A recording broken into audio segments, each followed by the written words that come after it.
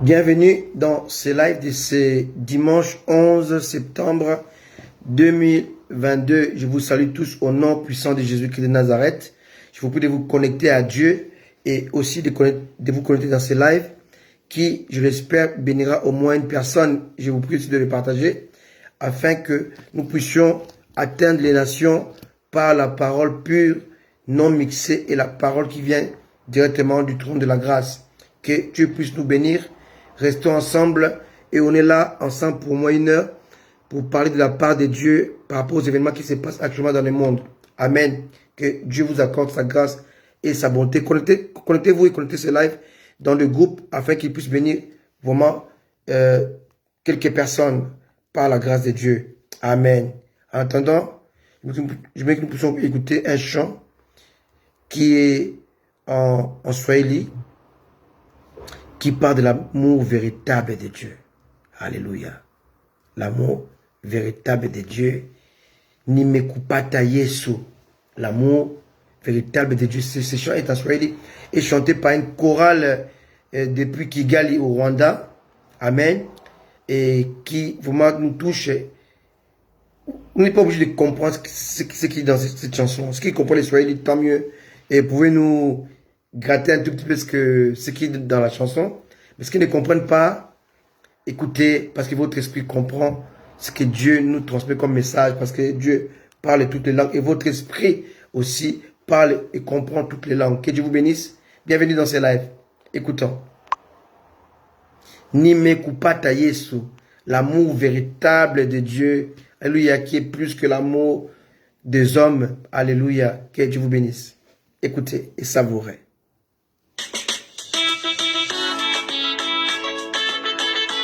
Merci Jésus.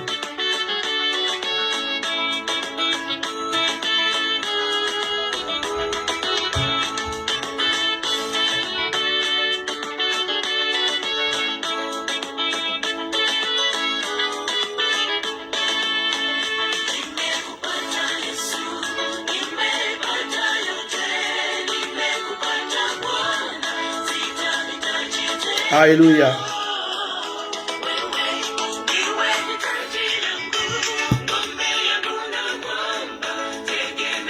Tu es tout ce dont j'ai besoin. Alléluia. Tu es ma forteresse. Remplis mon âme.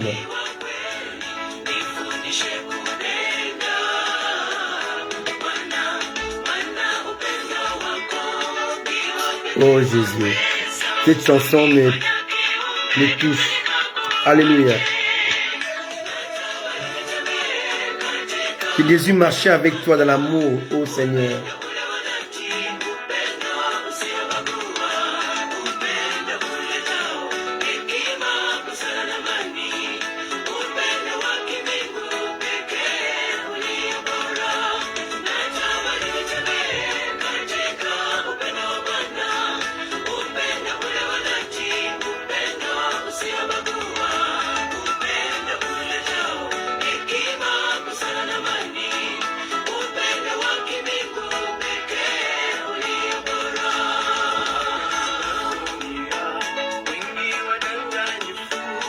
Pour ton amour, Seigneur.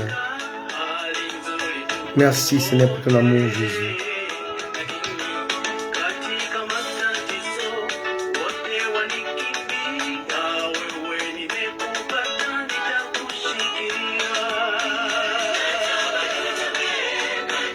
Jésus marche avec toi, Seigneur, dans ton amour.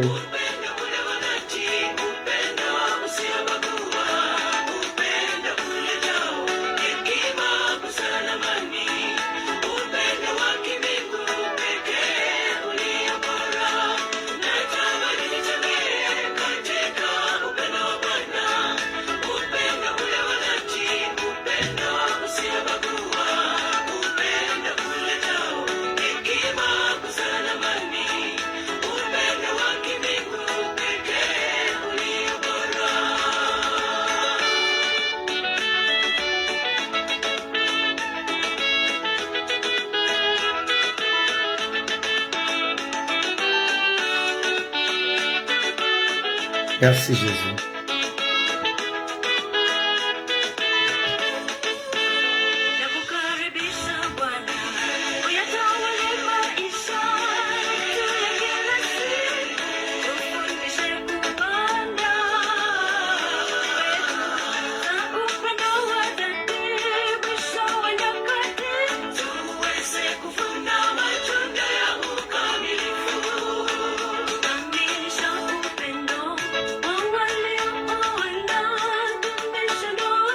Savourez ces chants, soyez chantés par une chorale depuis Kigali, Rwanda. Amen.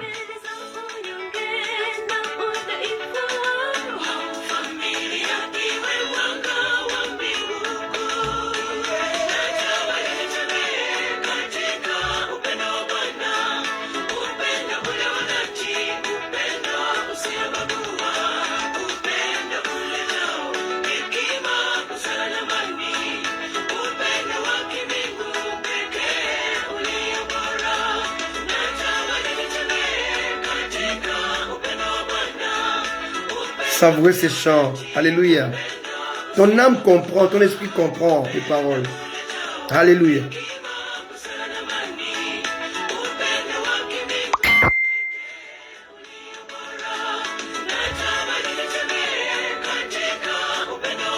L'amour vrai de Dieu.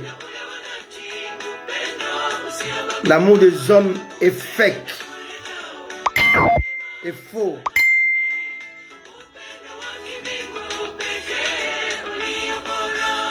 Alléluia. On va réécouter ça. Parce qu'il est trop fort ces chants. L'amour véritable de Dieu. Merci Jésus. Savourez ce moment. L'amour des hommes est fake, est faux. Mais recherchons l'amour de Dieu. L'amour qui pardonne, qui excuse. Et l'amour qui purifie. L'amour qui réconcilie. L'amour de Dieu. Parce que j'ai trouvé Jésus. J'ai trouvé tout ce que je cherchais. J'ai trouvé mon Seigneur. Je ne veux plus rien.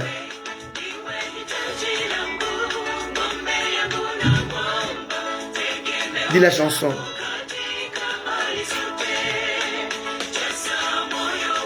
Remplis mon âme, Seigneur, avec ton amour. Oh Seigneur.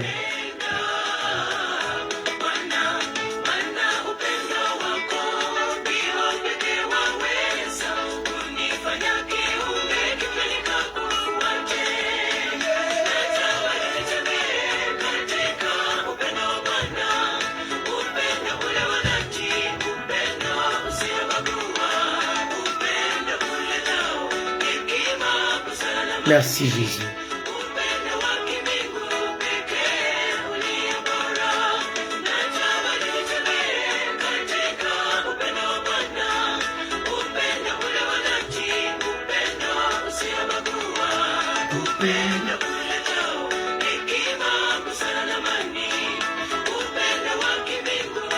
Bienvenue à vous tous. Bienvenue dans ce live.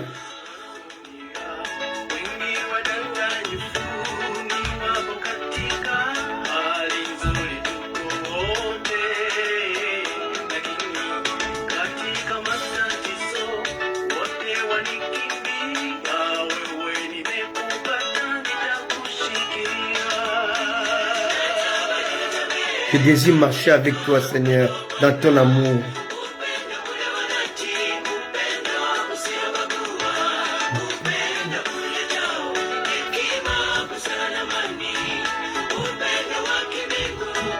Oh Jésus. Merci Seigneur.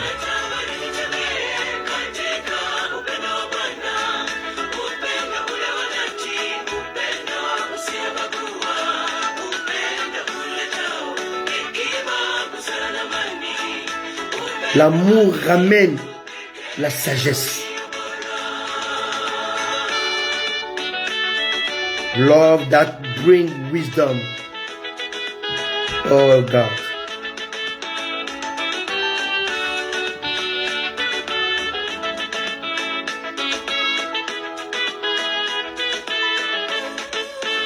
Merci Jésus.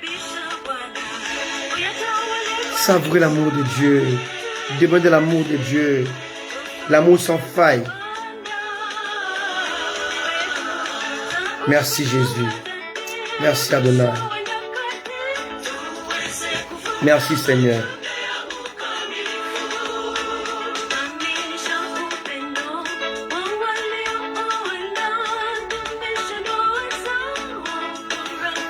Merci Jésus.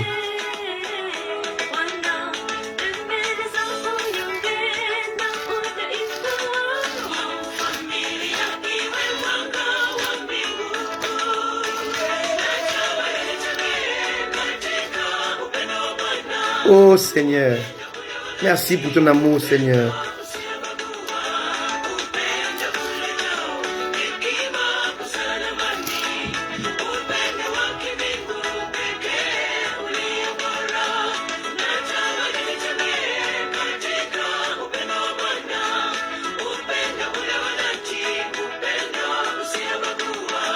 Merci Seigneur. Alléluia.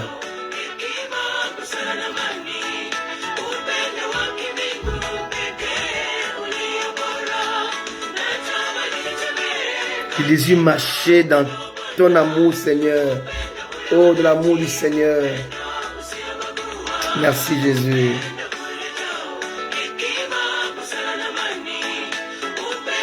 Cet amour ramène la sagesse. Que Dieu nous accorde sa grâce. On va mettre des synthés qui vont nous accompagner pendant ce live. Amen. Dans ce live, on va parler des événements qui se passent actuellement dans le monde, notamment le décès de la reine Élisabeth II. Et je vais vous dire qu'est-ce qui est caché derrière cela. Amen. Je voulais prêcher sur l'amour incompris de Dieu, mais vu ce qui se passe actuellement, on doit être dans l'actualité et de l'actualité. Parce que notre Dieu nous dit ce qui se passe. Voilà pourquoi aujourd'hui, je vais vous parler de la construction de notre identité. Comment Dieu construit-il notre identité? Alléluia. En attendant, je vais vous inviter à prendre vos Bibles dans 2 Thessaloniciens chapitre 2, le verset 1. Et là, on va lire la parole de Dieu dans ce qui est écrit par l'apôtre Paul aux Thessaloniciens en l'an 51 après Jésus-Christ. Et Paul leur parlait, il devait discerner les événements qui se déroulaient dans le monde et les événements qui doivent arriver. Et là, Paul va faire allusion au mystère de l'iniquité qui va précéder les mystères de la piété. Le mystère de l'iniquité, c'est l'opposé des mystères de la piété. Le mystère de la piété, c'est lorsque Jésus, Dieu se fait homme. Amen. Mais le mystère de l'iniquité, c'est lorsque le diable va prendre la forme humaine sous forme de ce qu'on appelle l'antichrist. Amen. Alors la parole nous dit clairement au deuxième chapitre deuxième épître de Paul aux Thessaloniciens, pour ce qui concerne l'avènement de notre Seigneur Jésus-Christ et notre réunion avec lui, nous vous prions frères,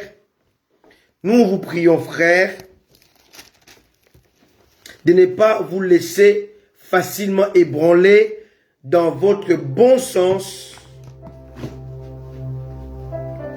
et de ne pas vous laisser troubler soit par quelques inspirations, soit par une parole ou par une lettre qui semblerait venir de nous comme si le jour du Seigneur était déjà là.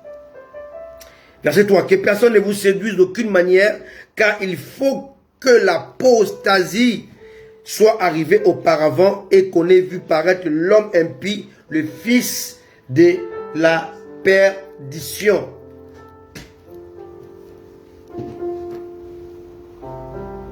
Qu'on ait vu le fils de la perdition, l'adversaire qui s'élève au-dessus de tout ce qu'on appelle Dieu ou de ce qu'on adore, il va jusqu'à s'asseoir dans le temple de Dieu. C'est proclamant lui-même Dieu. Ici, Paul parle au sujet de l'apostasie, l'abandon de la foi, le refroidissement de la foi. Alléluia. La lumière qui éclairait autrefois n'éclaire plus. Alléluia. La lumière est là, mais n'éclaire plus. Amen. Ce qu'on appelle l'apostasie. Alléluia. Qui vient du mot apostasia. Apostasia qui est traduit par la rébellion, la déviation, l'écart, l'éloignement de la foi, la déchéance, qu'on appelle l'apostasie. Le monde actuel est plongé déjà dans l'apostasie, nous voyons, mais nous chrétiens, nous sommes en train de dormir et nous ne savons pas lire sur les événements. On ne comprend pas ce qui se passe, mais nous continuons à vivre comme si rien n'était. C'est dangereux. Et Paul leur parle de l'apostasie. L'apostasie va précéder l'apparition ou l'avènement de l'antichrist qu'on appelle ici l'homme impie ou le fils de perdition. L'adversaire qui s'élève au-dessus de tout ce qu'on appelle Dieu ce qu'on adore, il va s'asseoir dans le temple de Dieu. C'est probablement lui-même Dieu. Le temple de Dieu là, dont il est question ici. Alléluia. Et ce sera le temple qui sera construit en Israël, à Jérusalem. Ce temple est déjà presque sur le point d'être construit. Mais avant de construire le temple, rappelez-vous, il faut avoir des ustensiles qu'il faut. Et tout ce qui appartient à ce temple est déjà prêt. Tout sauf rien. On a construit l'autel, on a construit les chandeliers, on a construit la cuve, on a tout construit. Il manquait seulement de retrouver ce qu'on appelle les vaches rousses qui étaient nécessaires pour la consécration de sacrificateurs. Alléluia. Et ces vaches ont été retrouvées il y a près de 10 ans déjà de cela, d'après mes recherches. Alléluia. Parce que ce qui se passe en Israël doit nous interpeller pour que nous puissions voir vraiment à peu près à quel moment Jésus-Christ va revenir. Parce que Jésus reviendra lorsque l'Antichrist va s'asseoir dans le temple de Dieu et qui va se proclamer lui-même Dieu. Et à ce moment-là, maintenant, Israël va comprendre que c'était un faux Jésus, un faux Christ. Israël va se rebeller contre lui, va maintenant le rejeter, parce qu'Israël va le prendre comme étant le Messie promis par Dieu. Parce que pour les enfants d'Israël actuels, ne croient pas que Jésus-Christ a été le Messie. Parce qu'eux, ils croyaient que le Messie devait les délivrer de la dictature ou de la domination romaine. Mais Jésus-Christ était venu pour libérer d'abord l'homme attaché dans le péché. L'homme attaché dans le péché.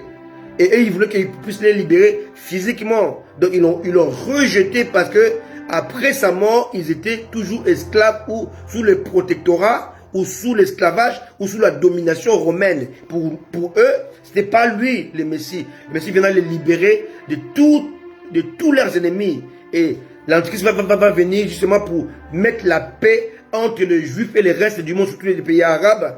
Et lorsqu'il viendra, les Juifs vont le prendre pour leur Dieu, pour le Messie promis. Et il va vraiment essayer de les pousser dans la perdition. Et lorsqu'il va s'asseoir dans le troisième temple qui sera construit en Israël, dont tous les ustensiles ou tout ce qui concerne les temples sont déjà réunis et mis en place, tout ce qui était dans le temple de Salomon ou dans le tabernacle de Moïse ont déjà été reconstruits. N'oubliez pas que dans 1686, tout a été brûlé et consumé. On a refait encore pour le deuxième temple, alléluia, qui a été établi par Zorobabel. Amen. Maintenant, ce temple a été détruit à nouveau en 70 après Jésus-Christ par le général Titus qui est devenu après l'empereur Titus. Et ce temple sera reconstruit bientôt dans notre époque. Certains seront encore vivants, mais lorsqu'il sera reconstruit, ce sera le signe de la fin que Jésus-Christ est en train de venir, parce que l'Antichrist maintenant va venir sur la terre, va s'asseoir de ce temple, dit je suis Dieu. Alors, je continue. Verset 5. Ne vous souvenez-vous pas que je vous disais ces choses lorsque j'étais encore chez vous? Et maintenant, vous savez ce qui le retient. Donc, l'Antichrist est retenu par quelque chose. Ici, il n'est pas de celui, ce qui le retient, afin qu'il ne paraisse qu'en son temps. Certes, car le mystère de l'iniquité agit déjà. Il faut savoir que celui qui le retient encore est disparu. Ce qui le retient est celui qui le retient. Ce qui le retient est une institution, celui qui le retient est une personne. Ce qui le retient c'est l'Église, celui qui le retient est le Saint-Esprit. Donc le Saint-Esprit et l'Église et l'épouse disent viens Seigneur. Donc le Saint-Esprit et l'Église sont là pour dire viens Seigneur. Amen. Donc leur présence sur la terre empêche l'apparition de l'impie qu'on appelle le fils de perdition ou l'antichrist. Alléluia. Amen. Gloire à Dieu. Alors, verset 8. Et alors paraîtra l'impie que le Seigneur Jésus détruira par le souffle de sa bouche et qu'il écrasera par l'éclat de son avènement. C'est-à-dire que l'antichrist va venir lorsque l'Église sera enlevée par le Saint-Esprit. Lorsque l'Église et le Saint-Esprit vont quitter ce monde, et ils vont céder la place maintenant à l'Antichrist. Amen. Donc il y aura l'enlèvement de l'Église par le Saint-Esprit et l'Antichrist maintenant va s'installer. Amen. Voilà. Alors je disais, verset 8, alors paraîtra l'impie que le Seigneur Jésus-Christ détruira par le souffle de sa bouche et qu'il écrasera par l'éclat de son avènement. Verset 9, l'apparition de cet impie se fera par la puissance de Satan avec toutes sortes de miracles, des signes et des prodiges. Parce que l'Antichrist sera en même temps un chef politique et en même temps un chef religieux. Comprenez-moi ce que je suis en train de vous dire. Alléluia. Verset 10. Et avec toutes les séductions de l'impie pour ceux qui périssent parce qu'ils n'ont pas reçu l'amour de la vérité pour être sauvés. Alléluia. 11. Aussi Dieu leur envoie une puissance d'égarement pour qu'ils croient au mensonge. Bien aimé, actuellement, il y a la puissance d'égarement qui est envoyée par Dieu pour ceux qui ont rejeté l'amour de Dieu manifesté par Jésus-Christ de Nazareth. Alléluia. Qui commence 12, pardon. Afin que ceux qui n'ont pas cru à la vérité, mais qui ont pris plaisir à l'injustice, soient condamnés. Pourquoi je vous parle de l'Antichrist aujourd'hui, le 11 septembre 2022? Parce que Jésus revient bientôt. Et Jésus est en train de revenir sur la terre pour prendre l'église, mais l'église est en train de dormir. L'église se laisse aller par les événements. Mais il y a un événement qui s'est passé actuellement. Depuis jeudi, il y a eu le décès de la reine Élisabeth. Pourquoi je parle de ça aujourd'hui? Parce que la reine Élisabeth n'était pas promuse, n'était pas sûre d'être reine. Parce que la monarchie britannique commence depuis des lustres. Mais ce qui s'est passé avec la reine Élisabeth est très, très prophétique. Laissez-moi vous parler un instant pendant 5-10 minutes de cette monarchie britannique. Parce que certains érudits bibliques, certains biblistes, certains savants de la Bible pensent que la monarchie britannique fait partie de la descendance directe de la tribu de Dan, qui fut le 5e fils de Jacob, le premier fils de Bila, servante de Rachel. D'accord? Le nom de Dan veut dire jugement ou juger ou encore rendre justice. Or, l'avènement de l'impie, ce sera un jugement de Dieu sur les habitants de la terre. Quelqu'un me comprend? Donc, il est ici question de Dan, fils de Jacob, dont les descendants sont issus de Dan, qui est actuellement la monarchie britannique. Laissez-moi vous expliquer ça clairement et doucement. En 721, parce qu'il y avait d'abord ce qu'on appelle le schisme, hein, après les erreurs de Salomon. Dieu a dit que je vais partager le royaume en deux après ta mort. Et après la mort de Salomon, le royaume a été divisé en deux. On appelle ça le schisme. Il y a eu 2 tribus qui ont été données à Jéroboam, les serviteurs de Salomon, et 2 tribus ont été laissées au fils de Salomon, Roboam. Alléluia. Et Jéroboam était parti avec les 10 tribus qu'il dirigeait. C'était un royaume qu'on appelle le royaume d'Israël. Et le royaume de Salomon, des petits-fils de David, avait seulement gardé 2 tribus. Donc, Juda et Benjamin.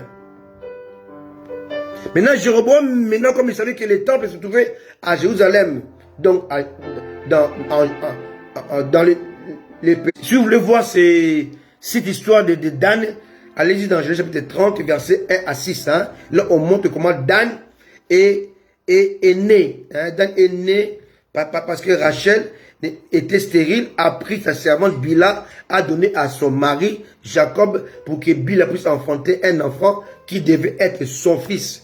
Et maintenant, Bila a été tombée enceinte et enfanté un fils que Rachel a nommé Dan. Donc, juger, jugement et rendre justice. D'accord? Donc, Dan est l'image du jugement de Dieu.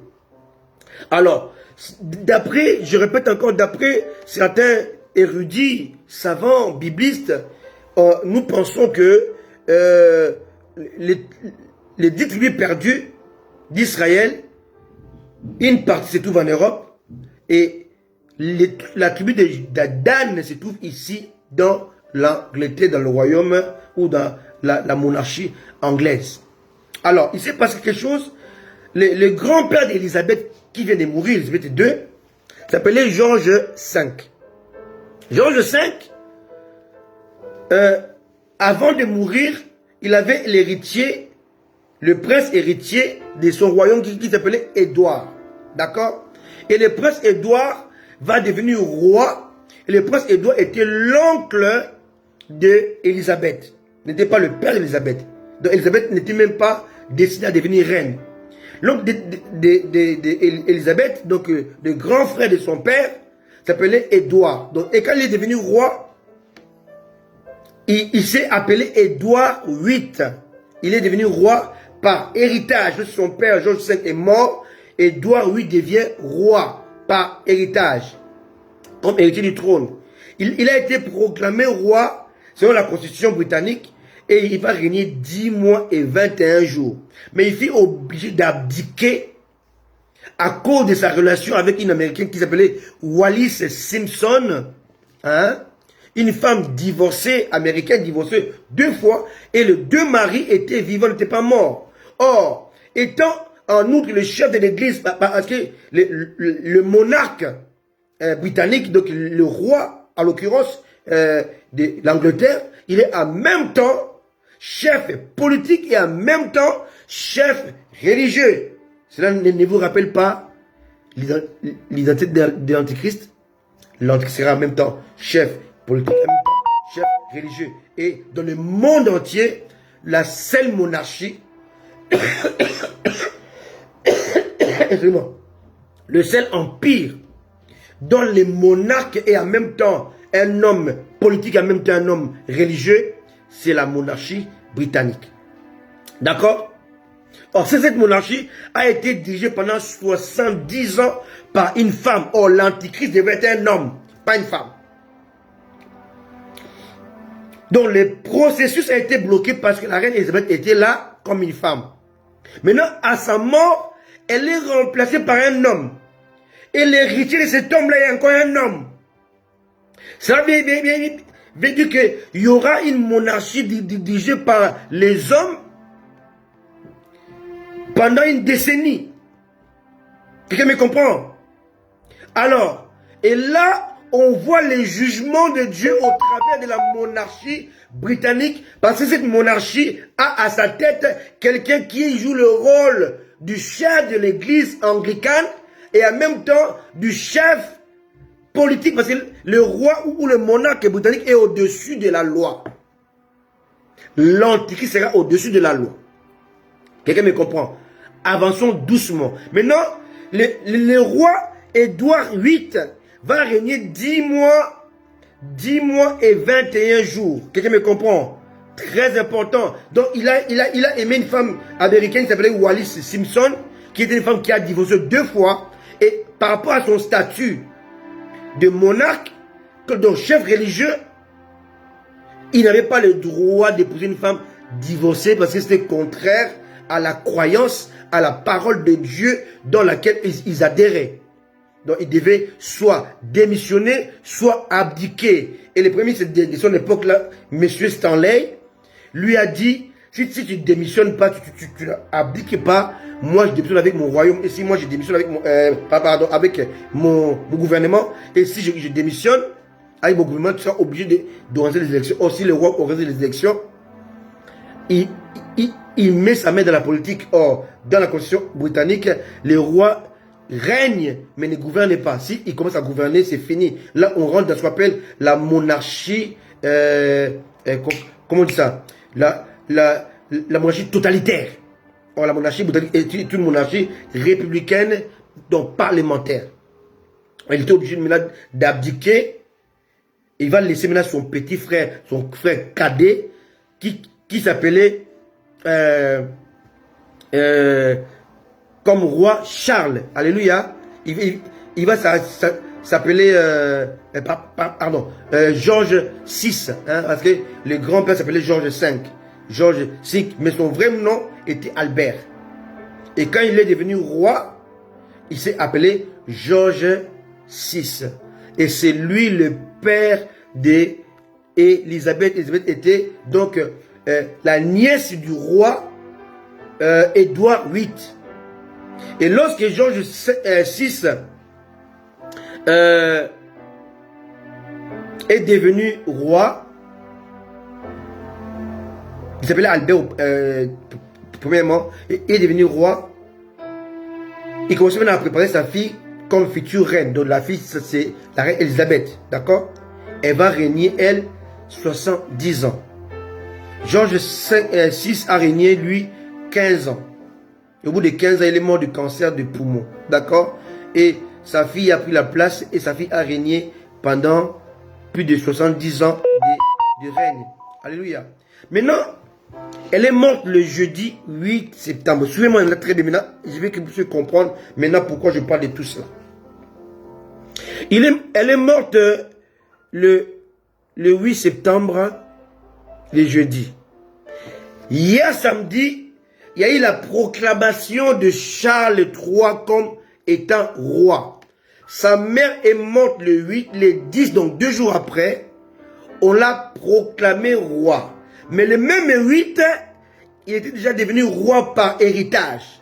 Je veux que vous puissiez saisir ce message très bien parce que on est ici dans l'histoire, dans les événements présents qui nous ouvrent les yeux de comprendre les événements à venir. Donc, l'apparition de l'Antichrist. L'Antichrist sera en même temps un chef religieux et en même temps un chef militaire et en même temps un chef politique. D'accord? Or, ce qui est le cas pour Charles III actuellement, il est en même temps le chef religieux, il est le chef militaire, il est le chef politique parce qu'il reçoit le premier ministre anglais une fois par semaine. Et c'est lui aussi le chef des armées. Il est aussi le chef religieux. Maintenant, la reine Elisabeth est morte en Écosse le 8 septembre. Le prince Charles est devenu, le même jour de la mort de sa mère, il est devenu roi par succession directe, donc par héritage. Mais le 10, donc hier, il devient Charles II par proclamation.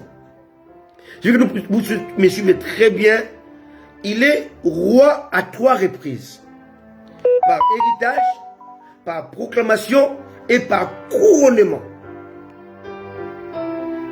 N'oubliez pas que l'Antichrist fera exactement comme Christ. Il est né Emmanuel.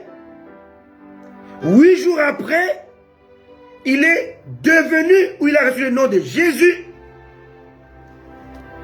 Et à 30 ans, il est devenu Jésus-Christ.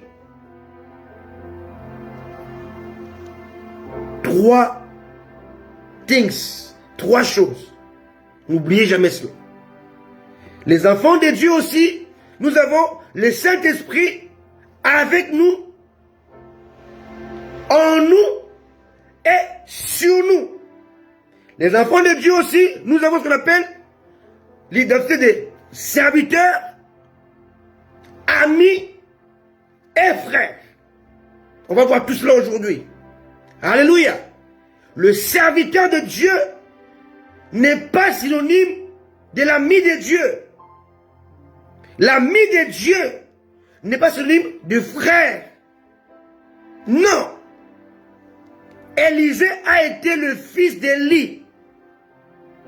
Mais Géasi a été le serviteur d'Élisée.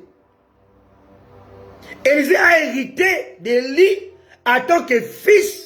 Mais Géasi n'a pas hérité d'Élisée parce qu'il n'était pas fils, mais serviteur. Le serviteur n'hérite pas. C'est le fils qui hérite. Voilà pourquoi en Christ, nous sommes devenus co-héritiers. Tout ça est prophétique et je veux que nous puissions le voir aujourd'hui. Pourquoi Charles va être considéré roi à 3 reprises? Pourquoi David a été roi 3 fois? Pourquoi toi qui me suis et moi qui vous parle, nous devons expérimenter le Saint-Esprit dans trois domaines différents, avec nous, en nous et sur nous. Le chiffre 3 revient. Et roi par héritage, roi par proclamation et roi par couronnement. Suivez-moi très bien pour que vous puissiez comprendre ces messages. Le roi Charles sera couronné après l'enterrement de la reine Elisabeth, pas avant.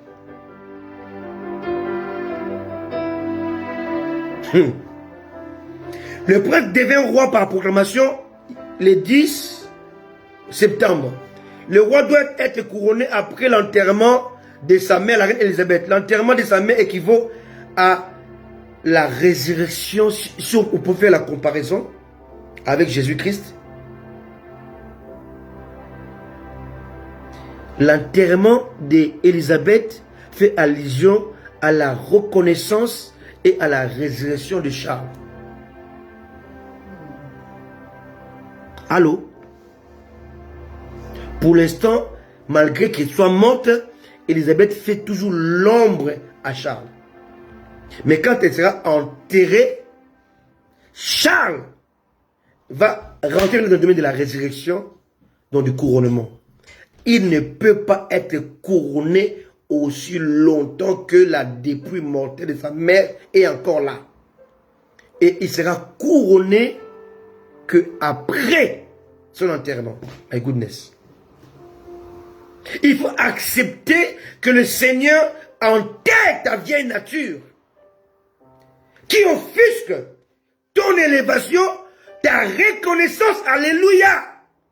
Dieu ne peut pas t'amener à la reconnaissance et à l'élévation aussi longtemps que ta vieille nature continue à offusquer ta nouvelle nature.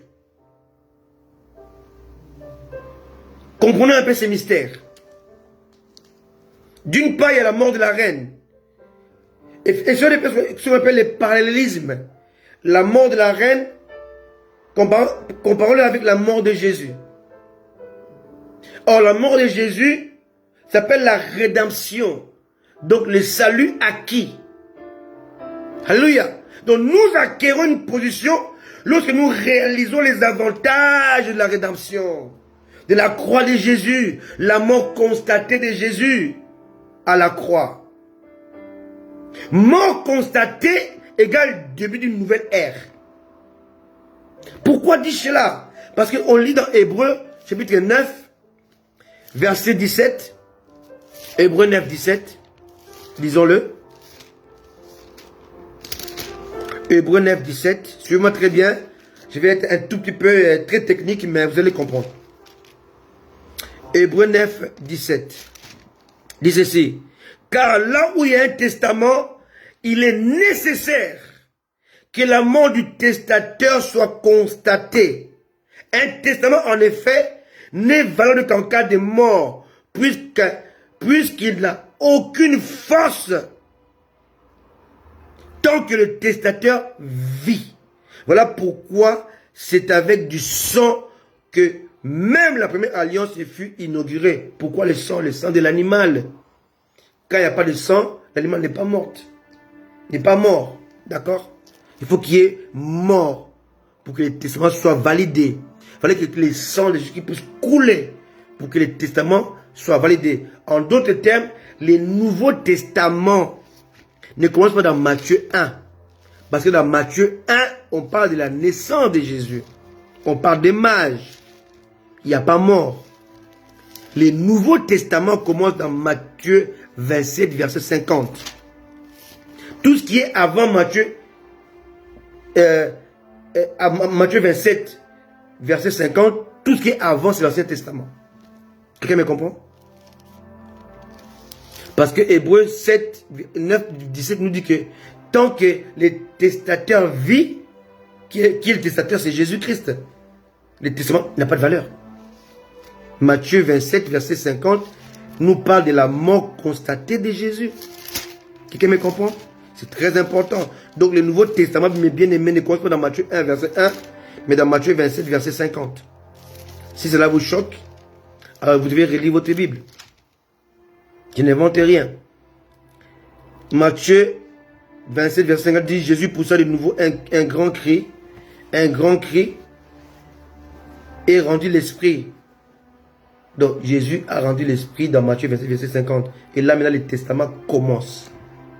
Tout ce que Jésus avait dit commence à nous concerner à ces moments-là, pas avant. D'accord? Or, si on suit ce qui se passe, on peut lire le verset 51, et voici le voile du temple se déchire.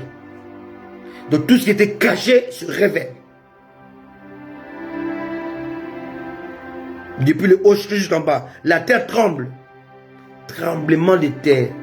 Le système change. Tout s'ébranle. Le rocher se fendit. 52. Les sépulcres s'ouvrirent et plusieurs corps de saints qui étaient morts ressuscitèrent. Donc là, on voit que les saints qui étaient condamnés ou attachés ou emprisonnés par la mort ont été délivrés. Mais ils n'avaient pas les droits de sortir de leur tombe parce qu'ils ne pouvaient pas sortir avant Jésus. Ils disaient très bien. Étant sortis du sépulcre après la résurrection de Jésus. Pas avant. Donc Jésus devait aller dans le séjour des morts, affronter la mort, vaincre la mort, affronter l'esprit qu'on appelle l'esprit des morts. Le vaincre et délivrer tous ces saints qui étaient liés par la mort. Et il va sortir, il va ressusciter le troisième jour et tous les saints vont ressusciter avec lui. Maintenant, il faut commencer à apparaître. Hein, c'est écrit, hein, verset 53. Étant sortis du sépulcre après la résurrection de Jésus, ils entrèrent dans la ville sainte et apparurent à un grand nombre de personnes. Quelqu'un me comprend? Donc tous ces saints qui étaient condamnés par la mort maintenant ont commencé maintenant à sortir parce qu'ils étaient ressuscités après la résurrection de Jésus-Christ. Donc la mort de la reine Élisabeth va amener une sorte de rédemption pour Charles. Charles a été banni, Charles a été décroché, Charles a été rejeté par ses sujets. Mais à la mort du roi, on a vu ça hier, on a changé l'hymne national qui dit God save the Queen, on a dit God save the King. Il y a le début de la réconciliation. D'accord? Or, la mort de Jésus-Christ nous ramène ce qu'on appelle la réconciliation avec le Père. Quelqu'un me comprend? Très important. Alléluia.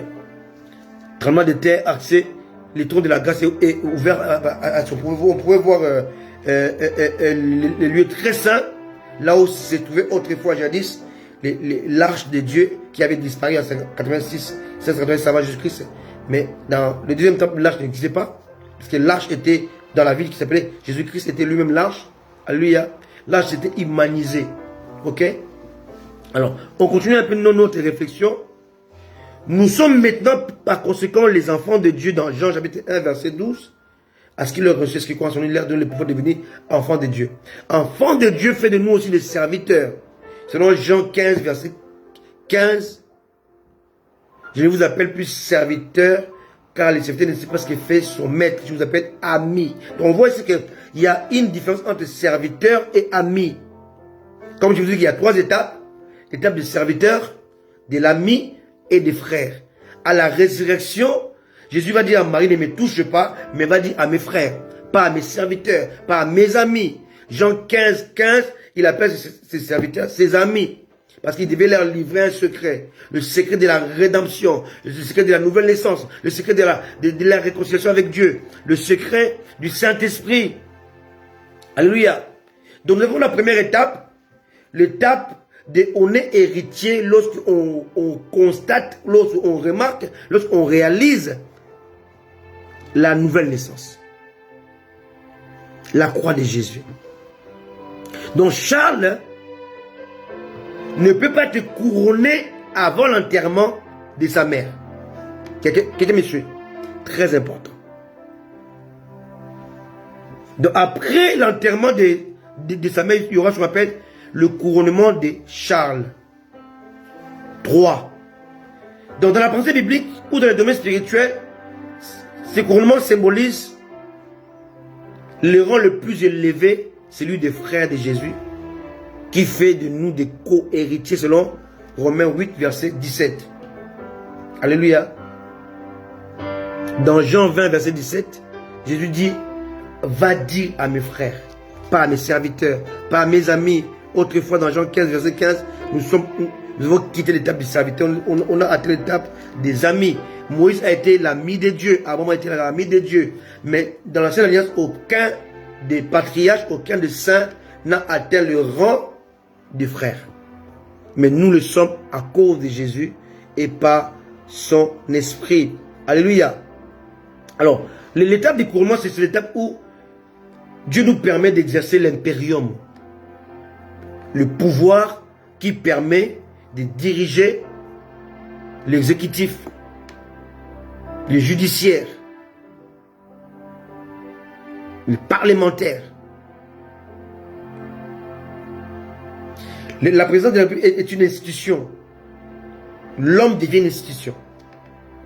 Et là, il a maintenant ce qu'on appelle les pouvoirs de l'impérium. Les pouvoirs d'assujettir. Alors si on voit un peu l'histoire de David, on va aussi comprendre que David a été oint 3 fois. Charles est roi 3 fois. Je vous ai dit, il est reconnu comme roi le 8 septembre après le décès de sa mère par héritage direct.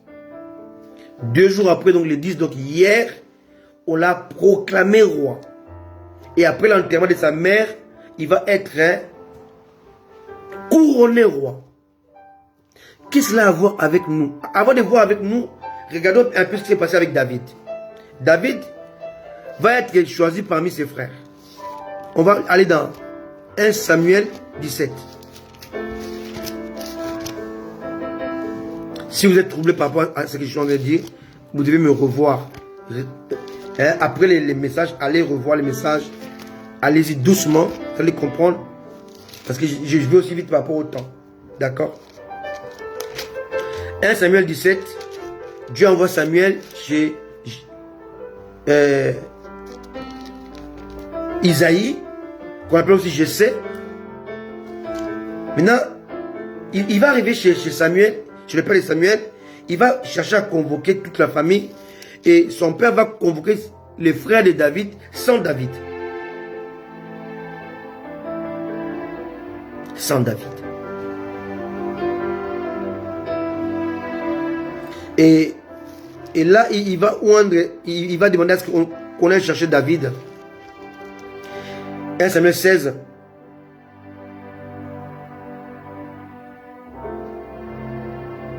Verset 6. Lorsqu'ils entraient, il s'est dit, en voyant Eliab, donc Samuel a dit, certainement loin de l'Éternel, est ici devant moi. 7. 1 Samuel 16, 7. L'Éternel dit à Samuel, ne prends point garde à son apparence et à la hauteur de sa taille, car je l'ai rejeté.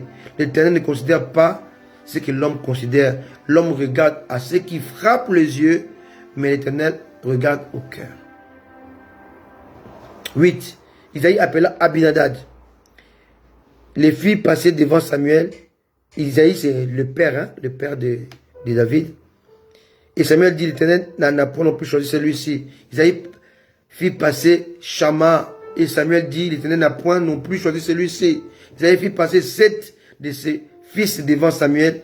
Et Samuel dit à Isaïe, l'Éternel n'a choisi aucun d'eux. Puis Samuel dit à Isaïe, ou à Jessé, sont cela tous tes fils? Il répondit, il reste encore le plus jeune. 8e donc. Mais il fait paître le brebis. Alors Samuel dit, envoie-le chercher, car nous ne nous lasserons pas avant qu'il ne soit venu ici. On ne mangera pas le repas royal si David ne vient pas. Bien aimé, lorsque tu es exclu, ce qui t'a exclu bloque les processus, bloque la procédure de Dieu. N'oublie jamais ça. On peut t'exclure, on peut te rejeter, mais sache que ceux qui t'ont rejeté, ils bloquent le processus de la bénédiction, ils bloquent la procédure, ils bloquent l'onction. Ils bloquent le repas royal. Nous ne nous lasserons pas avant qu'il ne soit venu ici. Nous, on ne mangera pas. On ne fera rien aussi longtemps que David, l'élu de Dieu, n'est pas là. Rappelez-vous, je vous ai parlé de la reine Élisabeth. La reine Élisabeth était la nièce du roi Édouard VIII. Dans l'idée de la reine, ou même de son père, Georges VI, sa fille ne pouvait jamais devenir monarque. Parce qu'elle était sa fille et que le roi, le monarque, était son grand frère.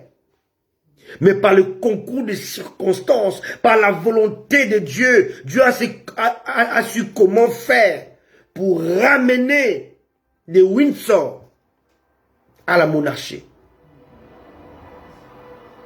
Ne te décourage pas. Si tu es le choix de Dieu, Dieu est capable de pousser à l'abdication. Bien aimé, aujourd'hui, le roi belge ne pouvait jamais devenir roi en Belgique. Parce qu'il était le neveu du roi. Il était le neveu du roi. Son père était le frère du roi. Roi Baudouin devait régner après lui ses fils. Mais comme roi Baudouin n'a pas eu d'enfant, à sa mort, son frère, dont le père d'actuel roi, est devenu roi. Et le roi actuel de Belge, par les circonstances de la vie, est roi parce que son père ne pouvait jamais devenir roi. Donc Dieu est capable de créer une circonstance pour t'établir dans ta vie, car rien ne te permet d'atteindre certains niveaux avec Dieu et dans ce monde. Mais parce que le roi belge actuellement, le roi Philippe, son père, qui n'était que le frère du roi, ne pouvait jamais espérer que ses fils pouvaient devenir rois. Mais son frère n'a pas eu d'enfant. Et à sa mort, lui, le frère, a pris la place, le flambeau royal. Et par conséquent, ses fils maintenant sont devenus rois. Est-ce que vous comprenez? Le père de la reine Élisabeth n'était que le cadet, le petit frère du roi. Il devient roi parce que son frère a abdiqué. Dieu sait faire des choses parfaitement bien pour te ramener à comprendre et à connaître et à saisir sa pensée, la thématique, la profondeur. Quelqu'un me comprend? C'est très important. Alléluia. On va essayer de comprendre encore ce que Dieu a caché derrière la mort de la reine Élisabeth. On voit que David, avant d'être couronné, David a été couronné 3 fois, d'accord? 1 Samuel 16, verset 13. Samuel prit la corne d'huile, éloigné au milieu de ses frères. L'esprit de l'Éternel saisit David et à partir de ce jour et dans la suite, Samuel se leva et s'en alla à Rama. David est un roi, mais un roi sans trône. Un roi sans reconnaissance humaine. Un roi sans applaudissements. Un roi sans popularité. Un roi ou un dans le secret.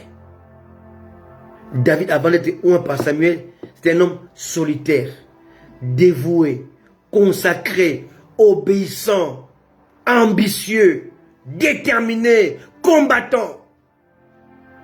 Il commettait des exploits, mais en secret. Dieu veut te oindre.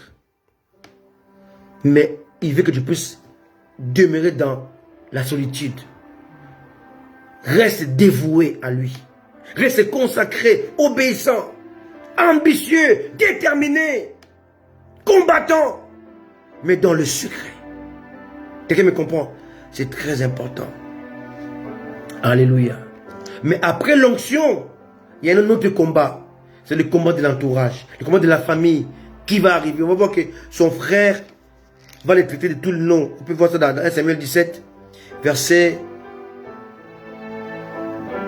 28. Son grand frère Eliab lui dit,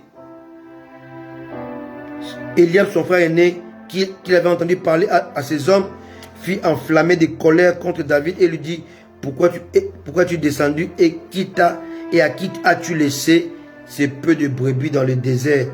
Je connais ton orgueil et ta malice. La malice de ton cœur. c'est pour voir la bataille que tu es descendu.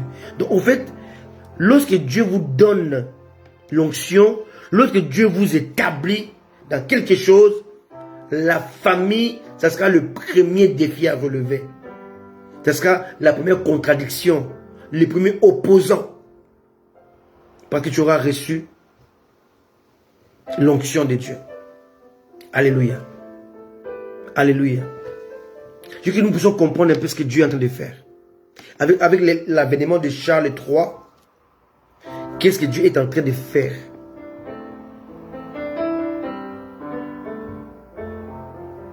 Charles III est l'image de l'impie issu de Dan, permis par Dieu pour le jugement.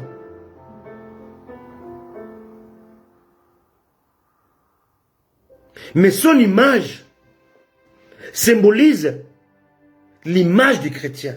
C'est-à-dire qu'il y a l'opposition entre les mystères de l'iniquité et les mystères de la piété. D'une part, les mystères de l'iniquité, on a 3 couronnements. D'autre part, les mystères de la piété, 3 couronnements. Le Saint-Esprit avec nous, le Saint-Esprit en nous, le Saint-Esprit sur nous. Charles devient roi par héritage direct. Il devient roi par proclamation. Il sera roi par couronnement. Mais le couronnement, c'est la fête. C'est la reconnaissance internationale. Cela représente le Saint-Esprit sur nous. Jésus a dit, attendez, ne quittez pas. Vous ne quittez que lorsque le Saint-Esprit viendra sur vous. Le roi Charles ne peut pas voyager comme roi avant son couronnement.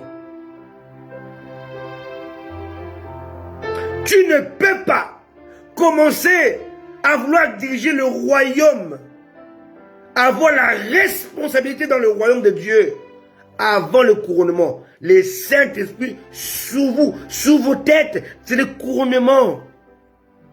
C'est le manteau. C'est l'impérium. C'est le pouvoir, c'est la puissance. Lorsque tu es reconnu, tu es proclamé. Le Saint-Esprit commence à travailler en toi. Laisse-moi vous dire ceci. Le Saint-Esprit vient d'abord avec nous. D'accord? On peut le lire dans Jean 14. Jean 14 est clair. Jean 14, verset 15. Si vous m'aimez, gardez mes commandements. 16. Et moi je prierai le Père, il vous donnera un autre consolateur, afin qu'il demeure éternellement avec vous. L'Esprit de vérité, 17. Que le monde ne peut recevoir parce qu'il ne le voit point et ne le connaît pas. Mais vous, vous le connaissez, car il demeure avec vous. Il est avec nous à nos côtés. Et il sera en vous. Il sera, c'est le futur. Charles a été roi par héritage à la mort de sa mère. Nous sommes enfants de Dieu parce que nous avons foi dans l'œuvre de la croix de Jésus accompli à la croix. Lorsqu'on a constaté, on a pris conscience des atouts de la rédemption, de la mort de Jésus. Maintenant, l'Esprit avec nous commence à travers notre caractère. Et là, on est dans Matthieu 5, verset 13. Vous êtes le sel de la terre. Le Saint-Esprit vient à tes côtés pour commencer non pas à t'aider à faire les miracles, non. Pour t'aider à avoir un caractère de l'enfant de Dieu. Pour être le sel, pour assaisonner. Il commence par faire de toi le sel avant de faire de toi la lumière. Le sel est le caractère, la lumière est la position. Ta position en Jésus dépend de ton caractère dans le monde. Oh my goodness.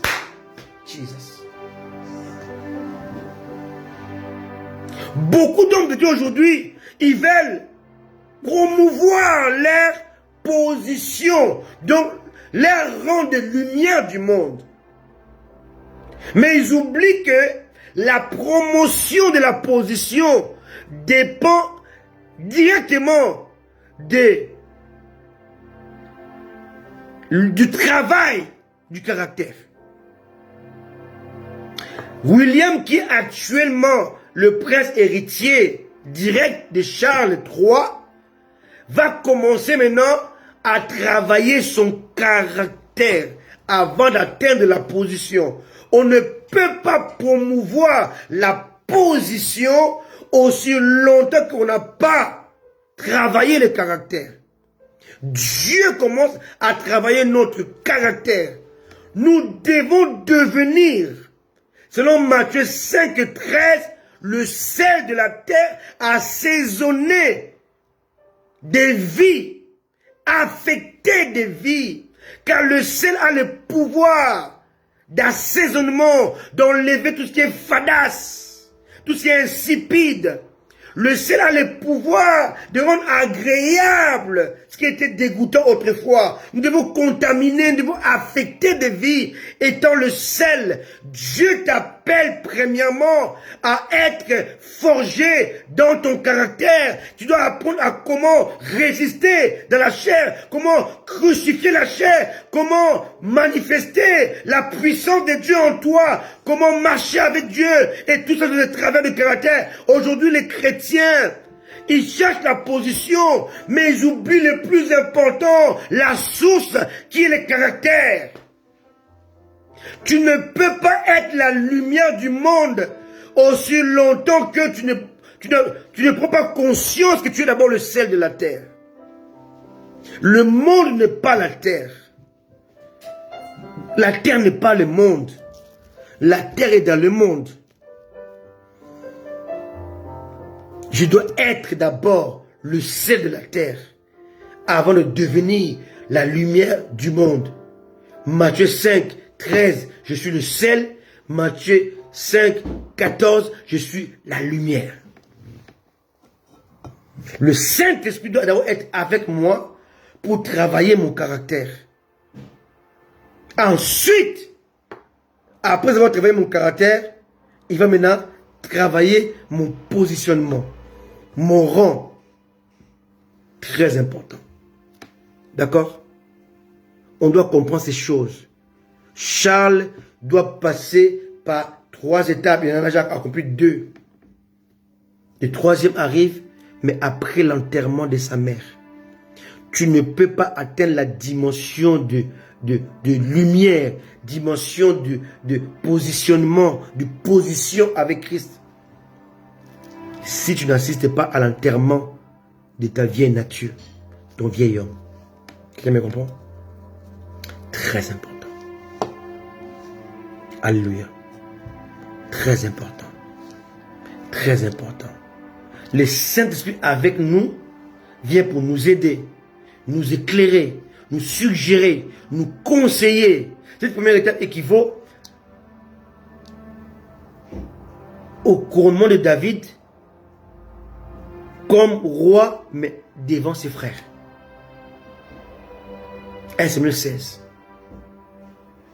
David va être couronné 3 fois. Premièrement, devant ses frères. Deuxièmement, comme roi de Juda. Et là, on est dans 2 Samuel, chapitre 6, je crois. 2 Samuel 6, je crois. Hein? Voilà. Non, 2 Samuel 5, verset 3. Ainsi, tous les anciens d'Israël vinrent auprès du roi à Hébron. Et le roi David fit alliance avec eux à Hébron devant l'Éternel. Devant l'Éternel, il oignit David pour roi sur... Ah non, ça c'est 3e. Non, là, excusez-moi. Oui, voilà. 2 Samuel, 2 Samuel, chapitre 2, verset 4. Les hommes de Juda vinrent et là, il oignit David pour roi sur la maison de Juda. Tu ne peux pas régner sur la maison de Pharaon si tu n'as pas su régner sur la maison de Potiphar. Tu ne peux pas être couronné chez Pharaon s'il n'a pas été couronné chez Potiphar. David ne pouvait pas être couronné sur Israël s'il n'a pas été couronné à Juda. Avec Dieu, on ne brûle pas les étapes. D'accord? Et David va être couronné, 2 Samuel 5, chapitre 5, verset 3. Verset 3, comme on vient de lire, ils ont mis David pour roi d'Israël. Donc, avant de devenir roi d'Israël, roi de tout Israël, il était d'abord le roi de ses frères, dans le secret. Deuxièmement, il devient le roi de Juda, une partie d'Israël. Et troisièmement, il devient le roi d'Israël. Tu dois recevoir d'abord le Saint-Esprit avec toi, qui va travailler ton caractère, ta manière de te comporter, de parler, d'écouter, d'agir. Tout ça, le Saint-Esprit doit le travailler. Deuxièmement, il va venir maintenant en toi. La Bible dit que Jésus a soufflé sur eux. Dans Jean 20, il dit, recevez le Saint-Esprit. Là maintenant, il rentre en eux. Et quand il rentre en toi, il ne change pas simplement ton caractère. Il change tes habitudes. Tu es comme une femme enceinte, qui est un bébé, qui ne peut pas dormir n'importe comment. Le Saint-Esprit commence maintenant à changer ta manière d'être, ta manière de te comporter, ta manière même, il va même changer ton alimentation. Que manges-tu? Une femme enceinte ne mange plus n'importe quoi. Une femme enceinte est régie par une alimentation qui est dirigée, qui est réglée par rapport à sa grossesse. Que manges-tu? Quelle parole écoutes-tu? Quelle musique écoutes-tu? La femme enceinte change sa façon, sa manière de s'alimenter. Son régime alimentaire change. Lorsque cet esprit rentre en toi, il va changer ta manière de faire les choses. Ta manière de manger la parole de Dieu. Ta manière de prier. Ta manière d'avancer. C'est ta manière de concevoir la vie, de concevoir Dieu. Là, il est en toi. C'est lui qui commande, c'est lui qui dirige. C'est celui qui donne la faim, la soif. C'est celui qui est la source de ces choses-là. Mais maintenant, quand il vient sur toi, il fait de toi un témoin. Acte 1, verset 8. L'Esprit viendra sur vous, alors vous serez mes témoins. On ne peut pas être témoin avant cela. Ça, c'est le couronnement. Donc, je voulais nous dire aujourd'hui que le prince Charles, ces étapes de couronnement illustrent les étapes de couronnement des chrétiens, illustrent la préparation de l'Antichrist. Alléluia. Alléluia. Alléluia. Alléluia. De la même manière que Dieu a envoyé son Fils dans le monde pour sauver le monde, de la même manière que Satan va envoyer son Fils, l'Antichrist, pour détruire le monde.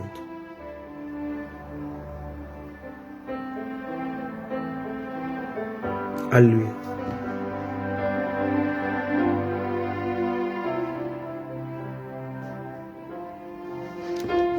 Avant d'affronter Goliath, assure-toi que tu as été oint.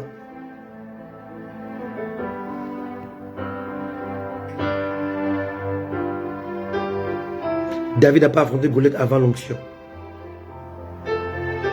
Il était oint par Samuel avant d'affronter Goliath.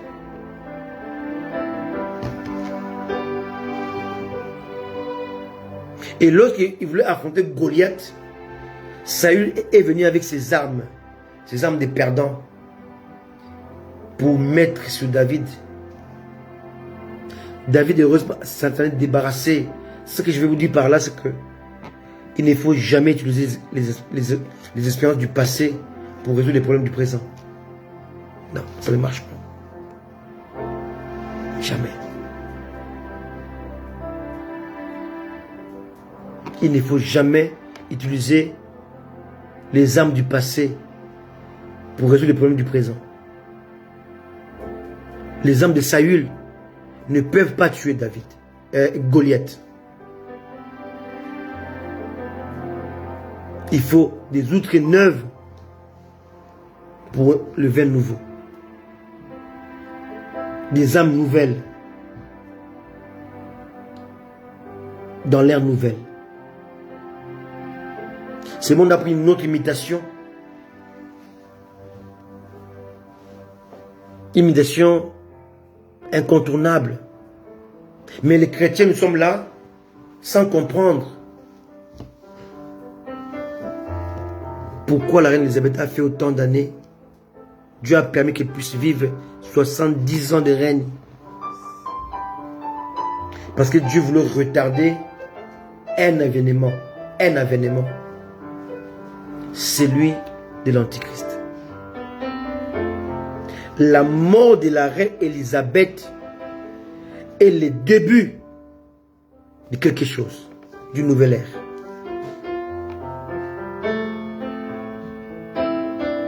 C'est ça, mon fils. Les clés du passé ne peuvent pas ouvrir les portes du présent, c'est impossible. Tu te rappelles, je vous ai dit ça. Les âmes du passé ne peuvent pas résoudre les problèmes du présent, c'est impossible.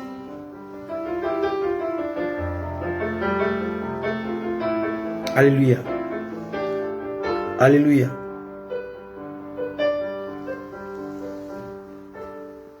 L'Esprit sur les croyants nous apporte l'équipement. Il nous qualifie. Il nous mandate. Il nous positionne. Il fait de nous des vrais témoins de Jésus. Et surtout, il fait de nous des Matthieu 5,14 de lumière. Alléluia. Alléluia. Où es-tu dans ta marche avec Dieu? Je n'ai fait que effleurer ces messages. Ce que je vais nous dire aujourd'hui, nous devons lire dans les lignes, comprendre ce qui se passe, discerner les événements qui se déroulent sous nos yeux.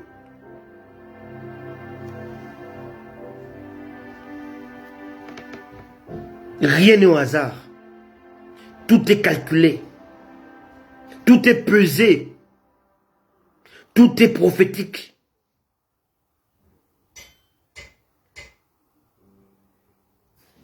Ce n'est pas un hasard. Qu'est-ce qui empêche Charles d'attendre pour être roi une fois? Mais Charles va passer par royauté, d'héritage, royauté de proclamation et royauté de couronnement. Toi qui me suis aussi, tu étais d'abord enfant de Dieu. Et avec le caractère, avec la marche, avec la croissance, tu vas atteindre le rang de fils. Le fils est différent de l'enfant. Être enfant de Dieu n'est pas synonyme d'être fils de Dieu. Non. Dieu a tant aimé le monde qu'il a envoyé son fils. Alléluia. Si nous lisons dans la parole de Dieu, on voit la différence entre le fils et l'enfant, dans Ésaïe. Et je m'arrête là. Ésaïe.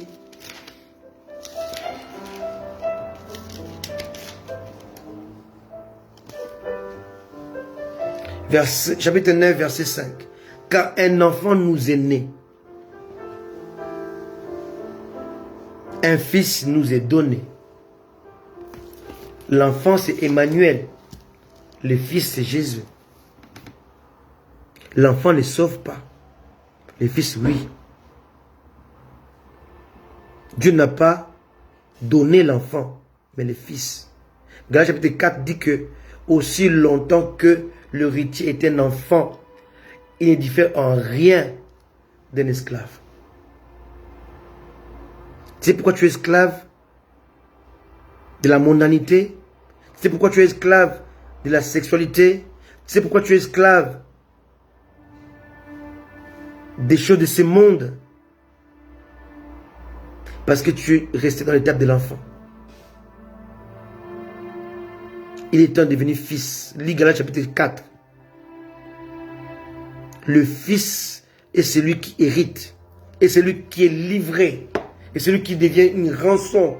Et celui qui accomplit la rédemption. L'enfant est sous le tuteur. L'enfant doit être encadré. Mais le fils, il doit décider. Aussi longtemps que tu es un enfant, Dieu continuera à travailler ton caractère. Le caractère est travaillé dans l'enfant, mais la position est donnée au fils. Alléluia. Alléluia. Alléluia. Étant enfant, la reine a éduqué Charles. La reine a imposé à Charles une femme, Diana. La reine a imposé à Charles un mariage. Mais Charles maintenant est couronné en tant que fils. Et maintenant il devient père. Où es-tu dans ton engagement avec Dieu? Où es-tu dans ta marche avec Dieu? Où es-tu? Mais je me te dis, comme je dis ça au début, n'ayez pas peur. Peu importe dans quelle famille tu es sorti, peu importe là où tu viens, peu importe ton destin, mais c'est ce que Dieu peut changer ta destinée. La reine n'était pas sûre de régner, parce que son père n'était que le petit frère du roi. Le roi Georges VI n'était pas sûr de régner, mais son frère Albert VIII a abdiqué.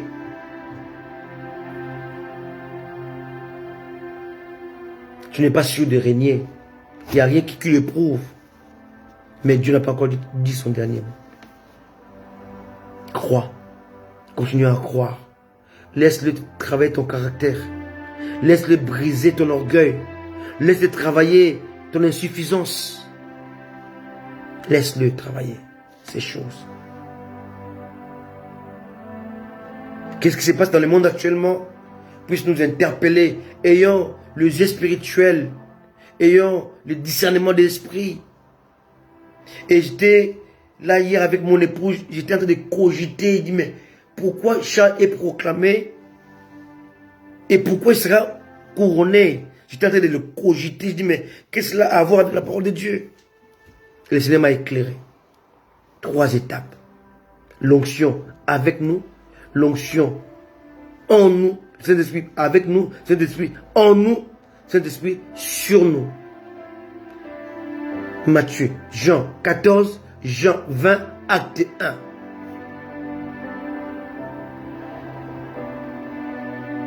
« 1 Samuel 16, 2 Samuel 2, 2 Samuel 5. David est 3 fois. Alléluia. Joseph a été attaqué par ses frères, attaqué par la femme de Potiphar, attaqué en prison, avant d'atteindre Pharaon. 3 étapes. Jésus a été attaqué à sa naissance, où il était obligé de fuir.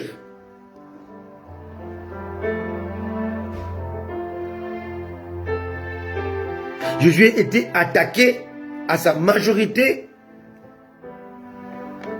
où il a dû s'éclipser pour s'échapper aux pharisiens, et Jésus a été mis à mort par les religieux 3 fois.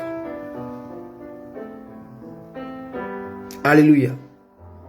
Moïse a été attaqué quand il était né, on devait le supprimer. Moïse a été attaqué à sa majorité, il était obligé de fuir Pharaon pour aller dans le pays des Madian. Moïse a été attaqué par Dieu parce qu'il n'avait pas circoncis son fils. Dieu est venu pour les tuer. Et Moïse a été élevé. Vous voulez encore un autre exemple? Alléluia. 3 étapes de la vie. 3 couronnements de Charles. Il devient roi à la mort de sa mère. Héritage. Il est proclamé roi par 700 personne, selon la Constitution, et il sera couronné roi par l'Église, par la justice et en public. Quelqu'un me comprend? Il n'y a pas de Golgotha sans Gethsemane. Il n'y a pas de public sans un privé.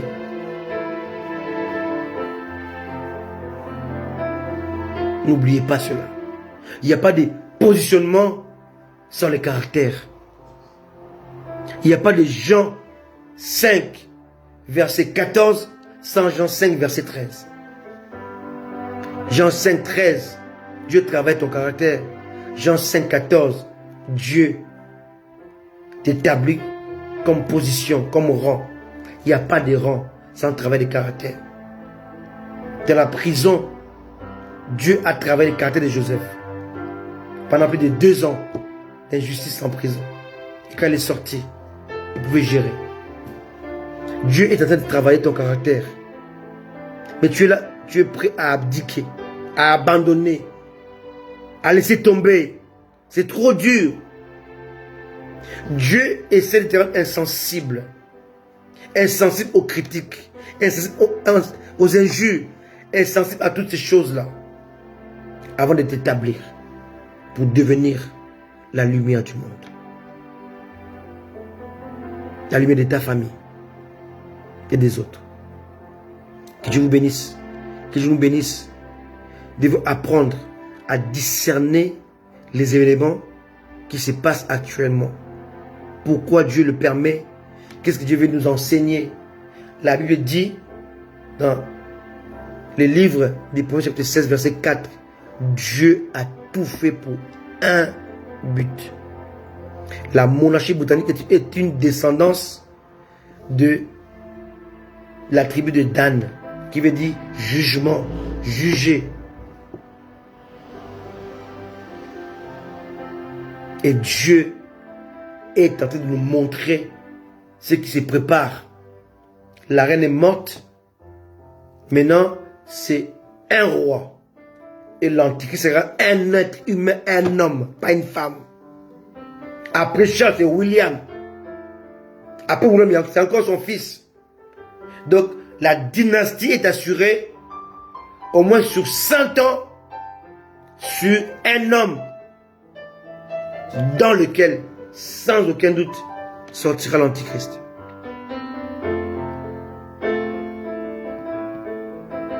Les jets sont jetés. C'est à vous de comprendre ces choses. Qu'est-ce que les oreilles pour comprendre comprennent. Comprenez cela. L'antichrist sera en même temps un chef politique, militaire et religieux. Le roi, le monarque anglais, britannique et en même temps un chef politique, en même temps militaire et en même temps un chef religieux. Nulle part dans le monde on voit ça. Et là on voit Dan qui veut dire jugement de Dieu. Et son couronnement nous montre aussi l'imitation de Jésus. 3 reprises, 3 onctions. L'onction avec, l'onction en, l'esprit avec, l'esprit en et l'esprit sur. Roi par héritage, roi par proclamation et roi par couronnement. Ne comprenez-vous pas ces choses? Charles était roi le 8 à la mort de sa mère. Charles a été proclamé roi hier le 10. Et Charles sera couronné roi après l'enterrement de sa mère. Quelqu'un n'a pas compris ça? Tu es fils de Dieu. Mais avant d'être fils de Dieu, tu étais enfant de Dieu. Avant d'être enfant de Dieu, tu étais créature de Dieu. On devient enfant de Dieu. On n'est pas enfant de Dieu. On est créature de Dieu. On devient enfant de Dieu. Il n'est pas né Jésus, il est né Emmanuel. Il est devenu Jésus après la circoncision, pas avant. Et il a œuvré comme Jésus-Christ. Encore 3. Vous ne voulez toujours pas comprendre ces choses-là?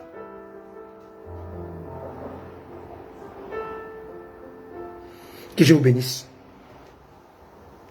Que Dieu vous accorde la sagesse de comprendre ces choses. Qui sont cachées pour les uns, mais qui sont révélées pour d'autres. À cause de la grâce. Alléluia. Si tu as compris, dis Amen. Revois ce message.